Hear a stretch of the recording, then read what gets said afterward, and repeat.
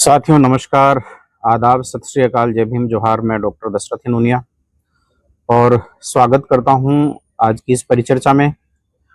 परिचर्चा का विषय यह है कि बिहार में चुनाव की घोषणा चुनाव आयोग द्वारा कर दी गई है और एसआईआर की प्रक्रिया सुप्रीम कोर्ट में विचाराधीन थी और सुप्रीम कोर्ट में एसआईआर की प्रक्रिया विचाराधीन होते हुए एक किस प्रकार से यानी कि एक तरह से चुनाव की घोषणा है वो चुनाव आयोग करता है और सुप्रीम कोर्ट की जो गाइडलाइन है जो एसआईआर के संदर्भ में जारी की गई थी और इसकी सुनवाई चल रही थी और जब तक यानी कि एक तरह से इसकी सुनवाई चल रही थी तब तक इसके ऊपर रोक थी। उसके बावजूद भी सुप्रीम कोर्ट की जो है वो आदेशों की अवहेलना करते हुए और जो है चुनाव आयोग चुनाव की घोषणा कर देता है। एक बात।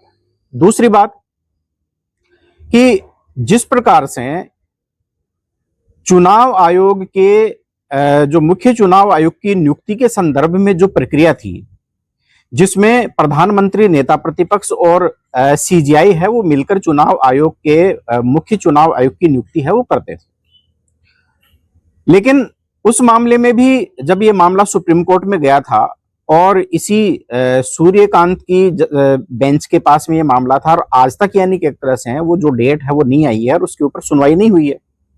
यानी लगभग ज्ञानेश कुमार गुप्ता का जो कार्यकाल है वो लगभग पूरा हो जाएगा और उसके बाद में क्या यानी कि एक तरह से जो सुप्रीम कोर्ट सुनवाई करेगा। अर्थात किस प्रकार से असंवैधानिक तरीके से चुनाव आयोग के मुख्य चुनाव आयुक्त की नियुक्ति की प्रक्रिया को बदल दिया गया और इसकी संवैधानिकता को जब सुप्रीम कोर्ट में चुनौती दी गई, सुप्रीम कोर्ट जो है उसको टालता रहा और टालते टालते यानी कि एक तरह से आज ये स्थिति है कि अब चुनाव आयोग खुले तौर पर जो है सुप्रीम कोर्ट के आदेशों की अवहेलना भी कर रहा है।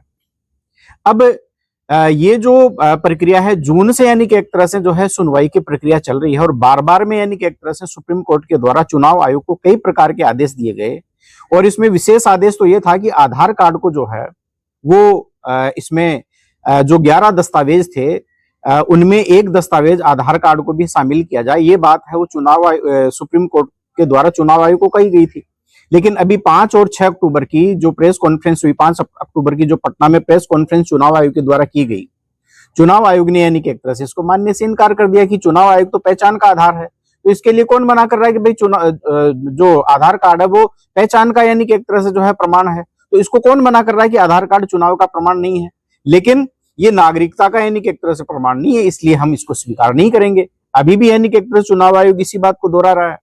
अब सवाल ये पैदा होता है कि नागरिकता को डिसाइड करने का अधिकार चुनाव आयोग को किसने दे दिया?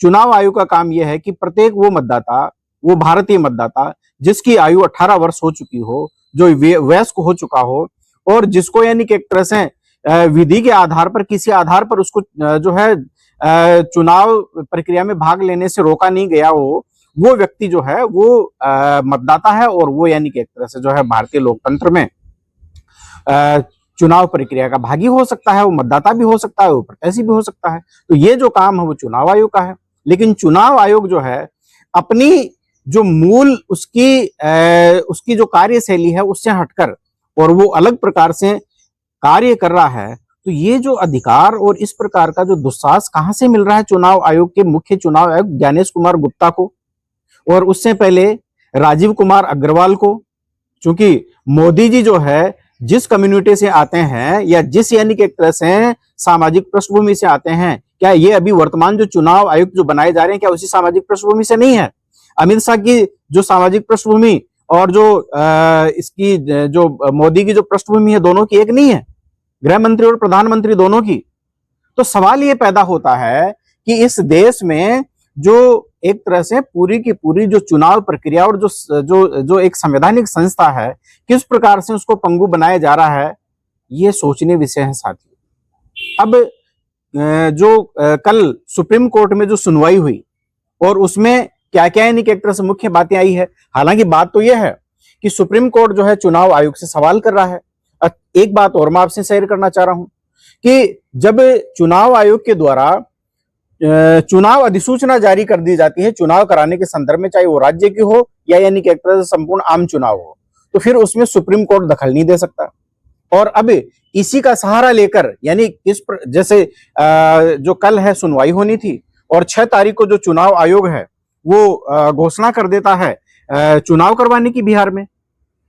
जबकि आप सब हमको पता है कि जिस समय जब जनवरी में जब बिहार की जो मतदाता सूची तैयार हुई थी इसी 2025 में, उस समय इसमें 6.91 लाख जो है टोटल मतदाता थे, 7.91 करोड़ मतदाता थे, माफ कीजिएगा। और फिर उसके बाद में जब इन्होंने एसआईआर जो शुरू किया तो इसमें 65 लाख से ज्यादा जो मतदाता है उनको इन्होंने जो है एलिमिनेट कर दिया। उसमें 22 लाख से ज्यादा मतदाताओं को इन्होंने मृत घोषित कर दिया। सुप्रीम कोर्ट के द्वारा हस्तक्षेप किया गया। उसके बाद में भी यानी कि एक तरह से जो है अब भी 3.66 लाख ऐसे मतदाता हैं जिनको यानी कि एक तरह से चुनाव आयोग ने हटाया है। अब सुप्रीम कोर्ट ने यह पूछा है कि ये 3.66 लाख जो मतदाता है इनका नाम आपने प्रकाशित किया? तो क्या नहीं किया? तो आपको करना चाहिए था, क्यों नहीं किया? और इनकी जो सूची है वो आपको प्रत्येक जो निर्वाचन कार्यालय है आपके जो है वहां पर आपको लगाना चाहिए था, जिला मुख्यालयों के ऊपर लगाना चाहिए था, क्यों नहीं लगाया आपने? एक तो सवाल ये जो है वो पूछा गया। अब इसी के साथ साथ में जो प्रशांत भूषण है उन्होंने इसके अलावा और दूसरे अन्य वकील जैसे कपिल सिब्बल हैं वो भी इसमें सुनवाई में शामिल थे याचिकाकर्ताओं की ओर से। तो उन्होंने यानी कि एक तरह से जो है ये चुनाव आयोग के ऊपर जो है सवाल खड़ा किया है कि भाई आप ये जो मतदाता सूचियों के नाम प्रकाशित क्यों नहीं करे और उन लोगों को क्या आपने सूचना दी है? क्या आपके जो बीएलओ हैं उन्होंने घर घर जाकर उनका सत्यापन किया है?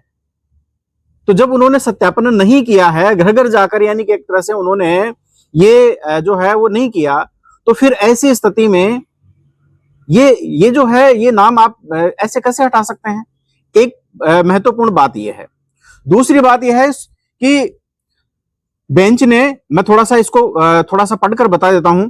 बेंच ने ईसीआई से 3.66 लाख ऐसे नामों का ब्यौरा मांगा जिन्हें एसआईआर के बाद अंतिम मतदाता सूची से हटाया गया है।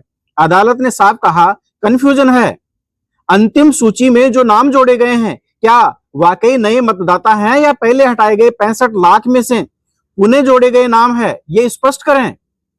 ये जो है एक सवाल ये था। दूसरा था, कोर्ट ने क्या कहा है? कोर्ट ने पारदर्शिता बढ़ाने पर जोर दिया। मतदाता विलोपन या संवर्धन यानी खंडवार अर्थात कॉन्स्टिट्यूएंसी वाइज डेटा, कारण और प्रक्रिया बताने को कहा है कि भाई आपने यानी कि एक तरह से जो है इनके नाम है वो क्यों हटाए हैं, इनके जो डेटा है आपको कॉन्स्टिट्यूएंसी वाइज है वो जो है डिस्प्ले करना है, जो है आपको जो है इनको डिक्लेयर करना है। और इसके साथ साथ में जो है इसकी जो प्रक्रिया है वो भी आपको बतानी है कि क्यों हटाया गया है, किस प्रक्रिया के तहत आपको हटाया गया है। तो जब तक आप ये नहीं बताएंगे तो यानी कि एक तरह से आपकी ये जो प्रक्रिया है वो पूरी तरह से जो है वो पारदर्शी प्रतीत नहीं होती है। ईसीआई ने कहा कि अब तक कोई औपचारिक शिकायत नहीं मिली है, ये ईसीआई की तरफ से कहा गया है। अदालत ने फिर भी विस्तृत विवरण है वो मांगा है। ये जो न्यूज है वो इकोनॉमिक्स टाइम्स की है। वैसे सुनवाई के दौरान ये भी उठा कि लगभग 21 लाख यानी 2.1 मिलियन नाम एसआईआर के बाद जोड़े गए। कोर्ट ने पूछा क्या ये पहले हटाए गए थे या पूरी तरह नए रजिस्ट्रेशन है? इस बारे में चुनाव आयोग ने कुछ नहीं बताया, ना इनका यानी कि एक तरह से डेटा डिक्लेयर किया है। सुनवाई के दौरान ये जो बातें जो सामने आई है इससे ये यानी कि एक तरह से सवाल खड़ा हो गया है कि ईसीआई के आंकड़ों का एक दावा यह भी बताया गया है कि ड्राफ्ट या रिवीजन के दौरान कुल 65 लाख डिलीशंस और शुद्ध नेट घटकर 47 लाख मतदाता रह गए हैं, यानी जोड़ घटाव दोनों हुए। इसे लेकर ही कोर्ट ने स्पष्टता चाहिए है। तो ये बात जो है वो अपने आप में महत्वपूर्ण हो जाती है। और किन बातों के ऊपर यानी कि एक तरह से आपत्तियां और जो मुद्दे हैं उठे हैं, बड़े पैमाने पर नाम बिना पर्याप्त नोटिस और जांच के हटाए गए, यानी ड्यू प्रोसेस का पूरी तरह से उल्लंघन किया गया है। और भारतीय संविधान जो है ड्यू प्रोसेस ऑफ लॉ के ऊपर चलता है। ईसीआई की ओर से कोई शिकायत नहीं, यह दावा किया गया, लेकिन जमीनी यानी कि एक तरह से जो शंका है, जो हकीकत है, यानी डेटा सार्वजनिक रूप से स्पष्ट और समझने योग्य नहीं है, इसलिए कोर्ट ने पारदर्शिता सुनिश्चित करने को चुनाव आयोग को कहा है। अब ईसीआई को सुप्रीम कोर्ट ने क्या कहा है? 3.66 लाख हटाए गए नामों का विस्तृत डेटा, कारण, समय और प्रक्रिया दें। जोड़े गए 21 लाख नामों की प्रकृति स्पष्ट करें। ये मतदाता नए हैं या पुनः शामिल किए गए हैं या हटाए गए नाम है, ये इस बारे में यानी कि एक तरह से जो है चुनाव आयोग इनको डिक्लेयर करे। पूरे एसआईआर प्रक्रिया की ट्रांसपेरेंसी और सार्वजनिक स्पष्टीकरण बढ़ाएं, यह भी यानी कि एक तरह से जो है वो चुनाव आयोग को सुप्रीम कोर्ट के द्वारा कहा गया है। अब इस संदर्भ में यह ध्यान रखने योग्य बात है कि आचार संहिता 6 अक्टूबर 2025 से लागू है, इसलिए कोर्ट के निर्देशों का चुनावी प्रक्रिया पर सीधा महत्व है। यह अपने आप में महत्वपूर्ण बात है, वो हो जाती है। अब इस संदर्भ में और भी बहुत सारी खामियां हैं। इसमें जो रिपोर्टर्स जो कलेक्टिव है, इन्होंने कौन कौन सी खामियां उजागर की है, इस बारे में मैं एक अलग से यानी कि एक तरह से दूसरा वीडियो बनाऊंगा, क्योंकि साथियों ये वीडियो बहुत लंबा हो जाएगा और मैंने ये देखा है कि जो वीडियो आप लोगों के लिए लंबा बनाया जाता है आप उसको देखते नहीं है। लेकिन मैं आपसे ये कहना चाहता हूं कि आपको ये मेरा जो कंटेंट है वो कैसा लगा। यदि आप फेयर, फ्री और ट्रांसपेरेंट चुनाव चाहते हैं तो आपको जागरूक होना होगा और हमारे साथ में जुड़ना होगा। यदि आपको वीडियो पसंद है तो आप इसे लाइक करें, शेयर करें और चैनल को जरूर सब्सक्राइब करें। और साथ ही साथ मैं आपसे फिर अपील करना चाहता हूं कि यदि आप संविधान, सत्य, विज्ञान, मानवता, मानवाधिकार और अंतर्राष्ट्रीय कानून, कॉस्मिक ह्यूमनिज्म और अम्बेडकरिज्म, इक्वलिटी, लिबर्टी, फ्रेटर्निटी और जस्टिस, ज्ञान, विज्ञान, मानवता, इनमें विश्वास करते हैं तो आप हमसे जुड़े, अम्बेडकर पार्टी ऑफ इंडिया से जुड़े। और इसके साथ साथ में जो है एक बार पुनः मैं अपील कर रहा हूं कि इस चैनल को सब्सक्राइब करें। बहुत बहुत धन्यवाद।